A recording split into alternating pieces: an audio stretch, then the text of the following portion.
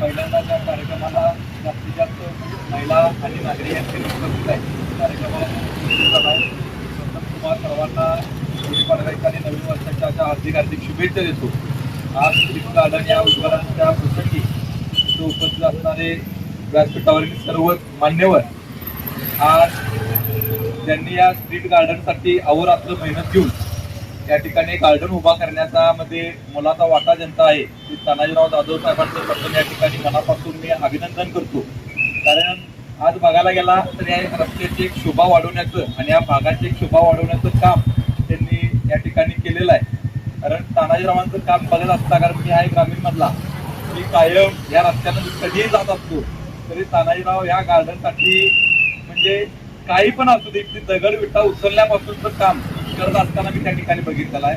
म्हणजे ज्यांना सामाजिक कार्याची आवड आहे, म्हणजे राजकारण सोडून अशी क्वचितच लोक त्या ठिकाणी आपल्याला बघायला मिळतात प्रत्येक भागामध्ये. बाबा आज तुम्ही बघा, प्रत्येकाला कोणाला 10 मिनिटं 15 मिनिटं तासभर जरी वेळ द्यायचा म्हटलं तर आपल्याला कधी होत नाही. तुमच्या कार्यक्रमाला जाऊन तुझ्यासोबत थांबायचं म्हटलं तर होत नाही. अशा ह्याच्यातून जर अहोरात्र जर तो माणूस करत असेल तर खरोखरच आपल्यासाठी प्रेरणादायी अशी गोष्ट आहे. आणि अशा माणसांच्याकडून अशा अनेक कार्य आपल्या त्यांच्या भागासाठी होत राहू दे. आम्ही कायमच त्यांना प्रत्येक गोष्टीमध्ये साथ देत आलेलो आहे. तानाजीरावांना इथून पुढच्या पण कार्यामध्ये आमची कायम त्यांच्या पाठीशी आमची साथ असणार आहे. आणि आज एक महापालिकेच्या क्षेत्रामध्ये अतिशय सुंदर असं त्यांनी स्वच्छतागृह या ठिकाणी उभा केलेला आहे. तिथं सुद्धा मी या ठिकाणी येऊन ते बघून पण गेलेलो आहे. कारण त्यावेळी मला ज्यावेळी पूर्ण झालं त्यावेळी स्वतः तानाजीरावांनी सांगितलं की तुम्ही एकदा या साहेब एकदा फक्त बघून तर जावा की महापालिका. आज तुम्ही जर कोल्हापूरमध्ये शहरामध्ये सगळीकडे तिथं फिरला तर तुम्हाला जे असं लोकवर्गणी आणि लोक सहभागातून जे उभा केलेलं स्वच्छतागृह आहे ते असं स्वच्छतागृह पूर्ण स्वच्छ असलेलं कुठेही तुम्हाला बघायला मिळणार नाही. हा माणूस वैयक्तिक आज त्यांचा काही हेतू नाही. तुम्ही बघा काय त्या माणसाचा हेतू आहे का, त्याच्यामध्ये कुठल्या गोष्टीचं काय आहे का, कुठला पगार आहे का, काय आहे त्यांना. पण एक स्वतःच्या घराच्या प्रमाणे असं या ठिकाणी या गार्डनला ते जपतात. तर खरोखरच आज चांगली गोष्ट तानाजीराव आहे.